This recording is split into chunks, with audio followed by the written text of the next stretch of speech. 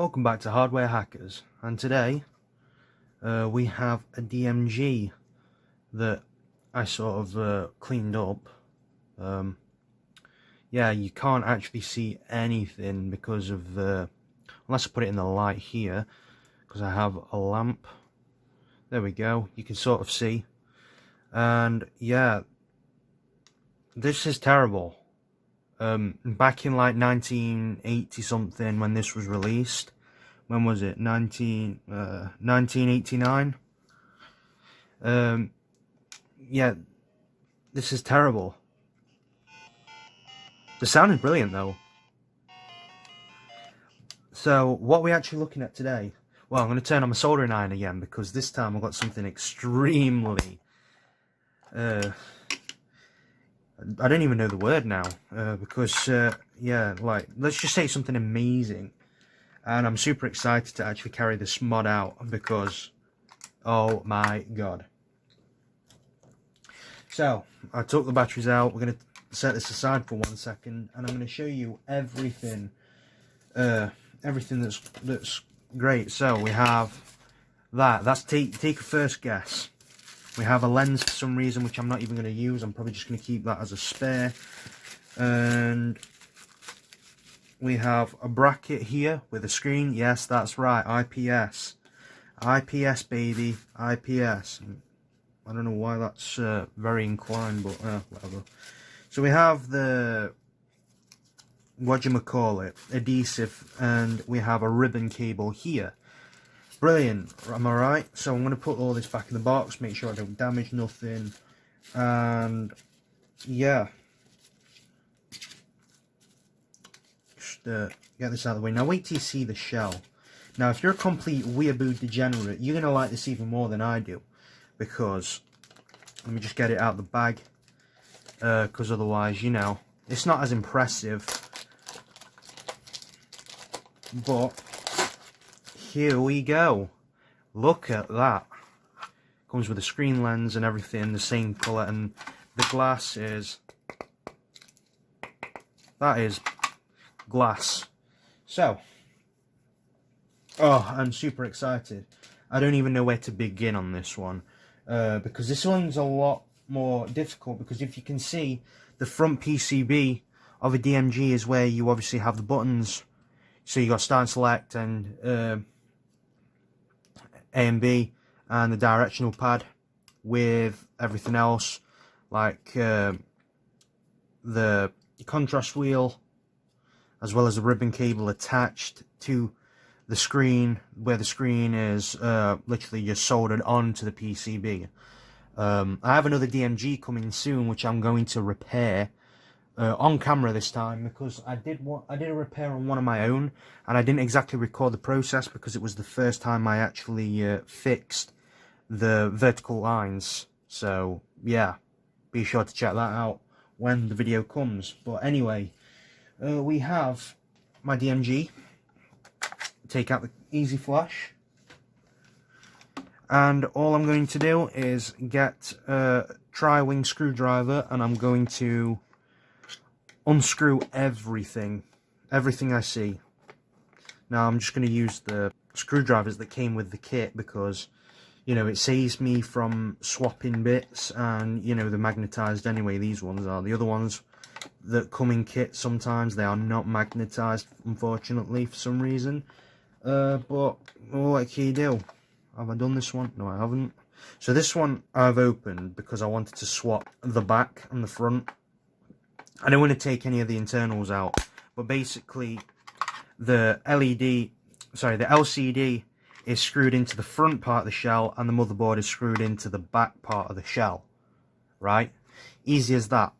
But I couldn't be bothered to do that, so all I did was I swapped the front, because it actually had a cover. I'm actually using the other shell for something completely different, actually.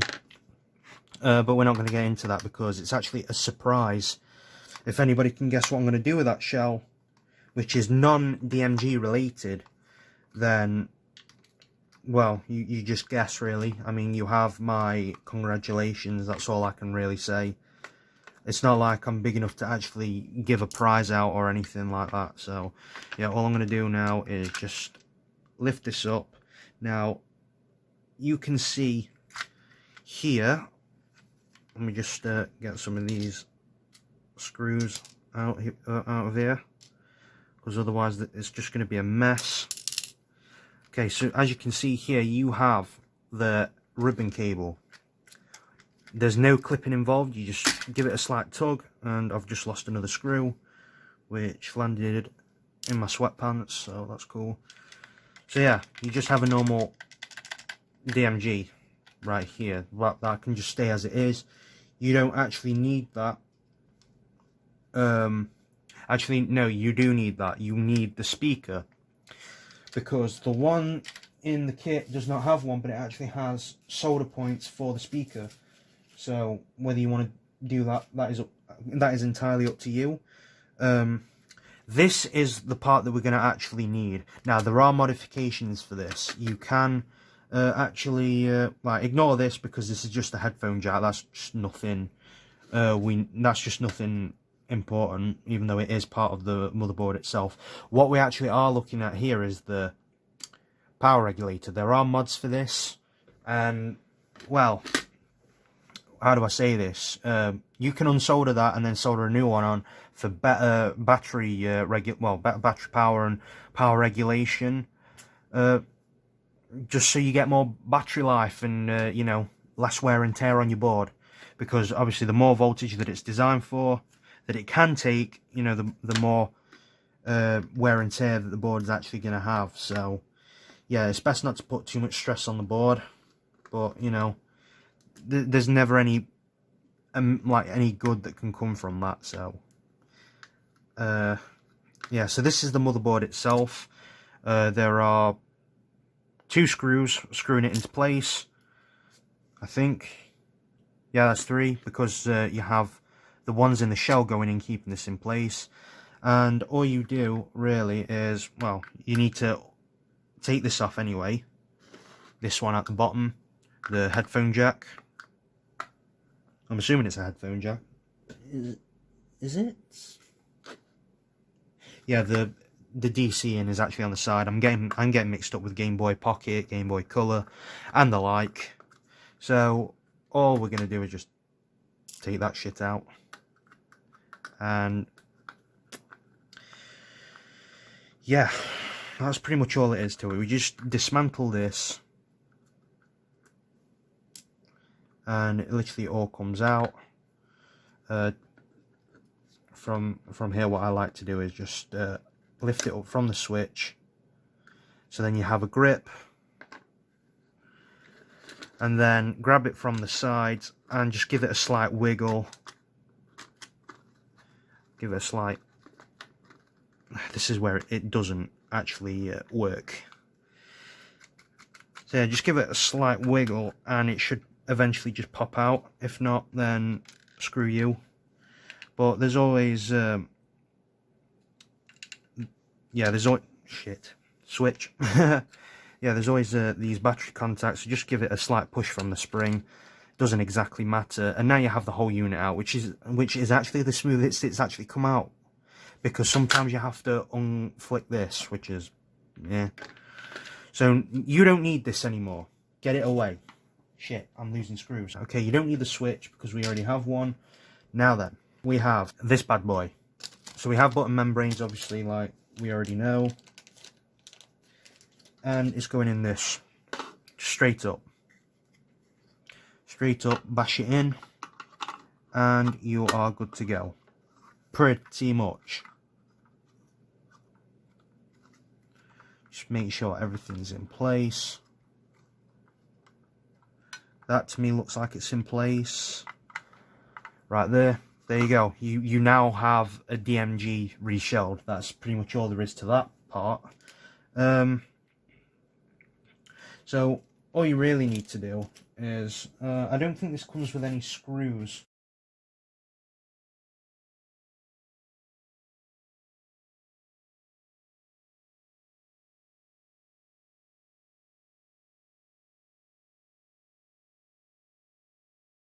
Okay, so we have that,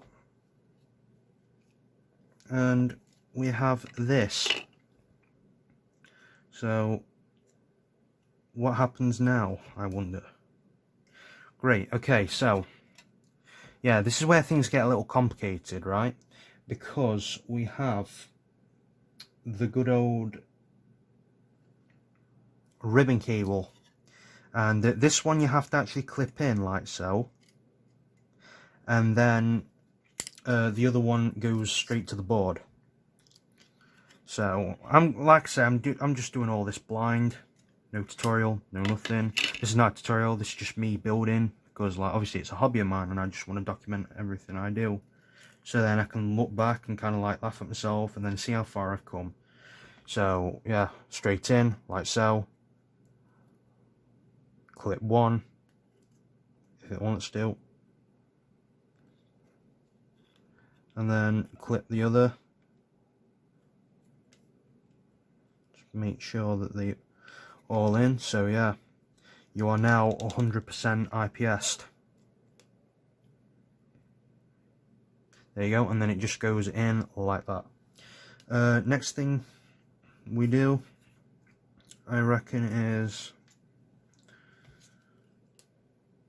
so this needs some kind of wire to the switch. Now, if I can't actually remember which part of the switch it goes to, but this one, I'm assuming this goes in like that.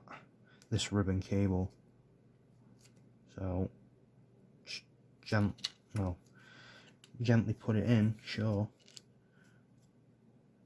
Unless, no, I think it goes in like upside down like this. Wait, I'm gonna have to have a look. So that on this goes upwards, so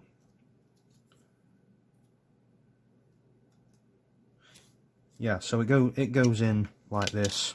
It's just me being not smart. Okay, I probably should have done this before I actually put the screen in, because I'm trying to hold the screen in while I do this. Okay, there we go.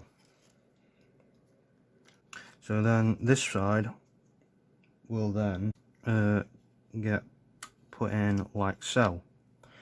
So if I can just do that real quick, that would be very nice. Instead of doing that, what I'm going to do is I'm actually going to fix it to this part of the shell. And then, well, all you do is slot the screen in with the little holes like so, and do that. Very easy. These pins do not look aligned to me. As you can see, it's going a bit diagonal, so I'm just going to correct that while I can. Okay, nice one. We now have the motherboard in place, and as you can see, we have the screen. Now, what I forgot to do actually was to take off the screen protector, so I'm just going to do that now. It should just slip out. This is the one thing I always forget to do. So all I'm going to do here is I'm just going to get the screen lens, unpeel all this rubbish, and then all I want to do is stick it to the front, and we're just going to gently plonk that in. Now things get a little bit complicated from here. I'm probably doing most things backwards, but that's fine. It's a learning experience. I'll probably look back at the video and say, right, what I should have done was this instead. But it's too late now. So all I'm going to do is like avoid touching that. That is just going to go straight in here. Just make sure to align everything. Okay, now that's aligned. We just drop in this PCB. Now from here, that just looks great. Awesome. Now we can get to screwing this PCB in.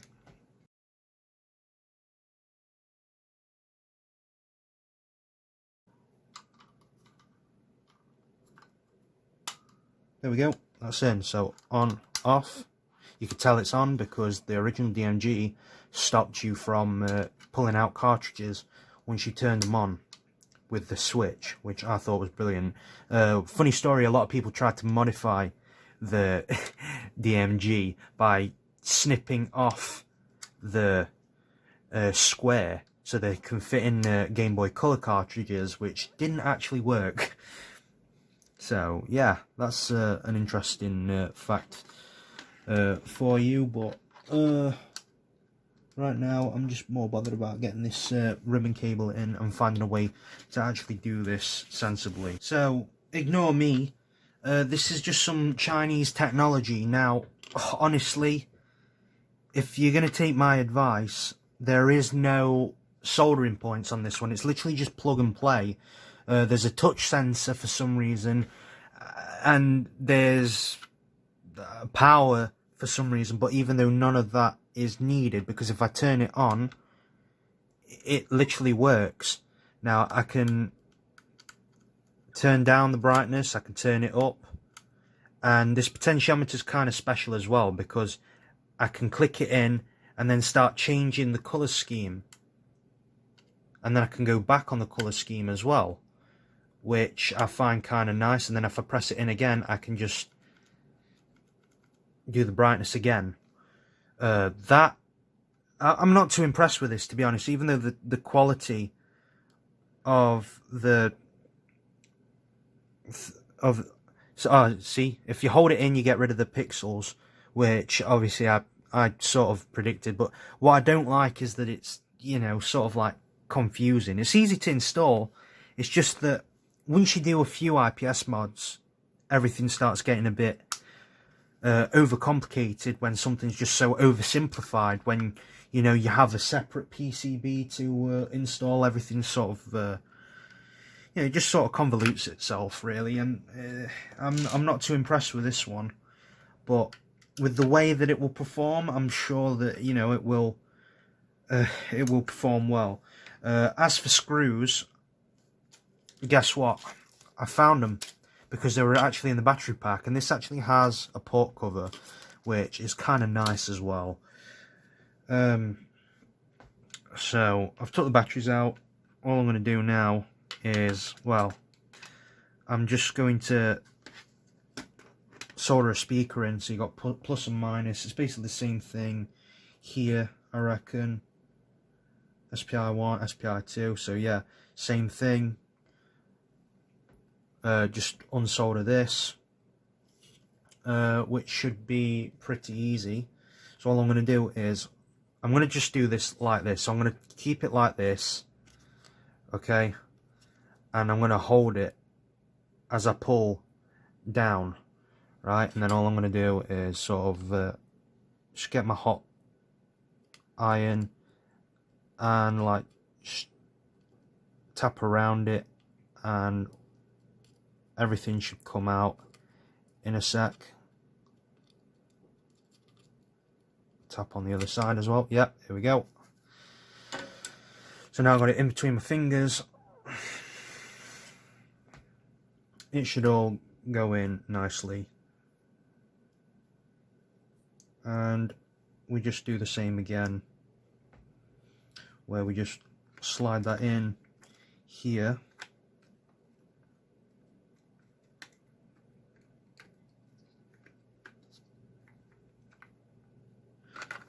Oh, which way is it? Ah, here we go. Because there's like a little lip. Very easy to sort of pull off. Just give that a slight lift. There you go. And now we just solder this in. Ideally, you want a funny playing speaker, and well, that's pretty much it really. Okay, so just shove them in there like that. Don't be afraid to bend the wire a little bit, and just get a little bit of solder. And yeah, don't be afraid to cover the pad.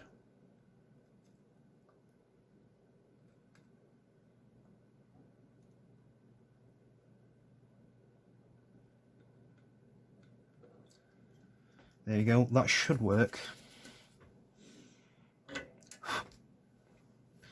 Okay, now we're just going to test the sound. And hope I have not wired it the wrong way. Battery's back in.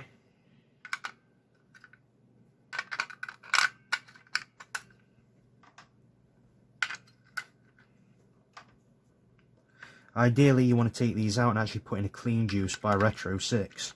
But I don't actually have one of those at the moment. All you do, take these out and then just put in the LiPo battery and you're done. So let's hope that there's sound.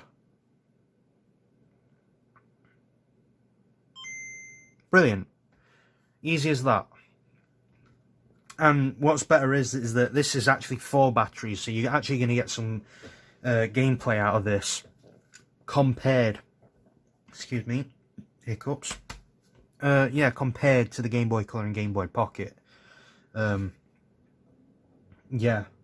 well, this is actually brilliant though, I will not lie. So all I'm going to do now is put this back together and see where we get at. Now we have buttons. It turns out I did have a switch. It was just behind some of the button membranes that came with the pack. I changed the original screws with the aftermarket screws, and I've still not put them all in, as you can see. But if I do turn this on, I can edit everything, and let's see how well it performs with a game of Tetris or Pokemon or whatever. We shall give this a look, just a quick look. I might want to change the colour. Okay, that's fine for me. Turn down the brightness a little bit so you guys can see. Press start. The buttons are all responsive, which we can hope it is.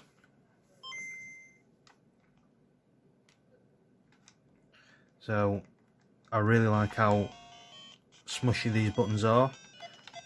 So yeah, everything is fine. Yep.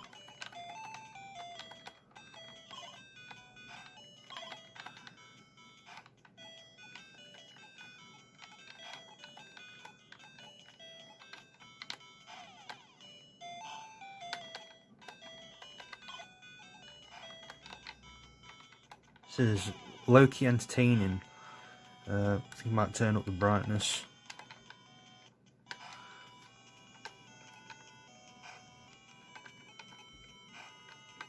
Ooh, kind of messed that up. Let's go for a line. Hooray! So that's all it is for today. Look how beautiful that looks with the port cover, volume wheel, obviously. Let's see how loud it gets though with this new board. It's still about the same. But yeah, DC out, that all aligns, everything's fine. Battery cover, everything, like, it's so tight, like it's hard to actually pull out, which I like because it's nice and secure. Unlike well, the old one, you could sort of like wiggle it in and out, and well, I love this. This is great. I'm going to sell this one on, and I'm going to get another one for another DMG I have coming. That'll be the one that I will be fully refurbishing and upgrading. I might do a video on that, I'm not sure, and well, it might be a better video than this one, but look at it. I mean, I'm not too impressed with the kit itself, but I'm actually impressed with the results. Just look at it. I mean, the results are fantastic. The process was more convoluted than it should have been, mainly because, yeah, it has things on the ribbon cable that like solder pads, and you don't even need to do any of that, which I'm happy about, except for the speaker. I had to undo the speaker, but I can't actually figure out why that is the case. I mean, I think this is just a Chinese knockoff of an original, well, not original, but an IPS kit per se. I can't actually figure out why they've done it the way they've done things, but I'm happy either way. The process could have gone a lot smoother if I actually knew what I was doing, but here we are. It's beautiful. It is actually beautiful. As said before, hold down and you can put in pixels, as you can see. Hold down again, you can get rid of all the pixels and you get a clear screen, like said before. And then go up and down for the backlight, and you can change the colour by pressing down and flicking up and down. So this is not a potentiometer anymore, it's just a switch that you can press in or flick up and down. So it is quite interesting. But that is all for today, you guys. Thank you so much for watching. I hope I see you guys in the next video, and peace.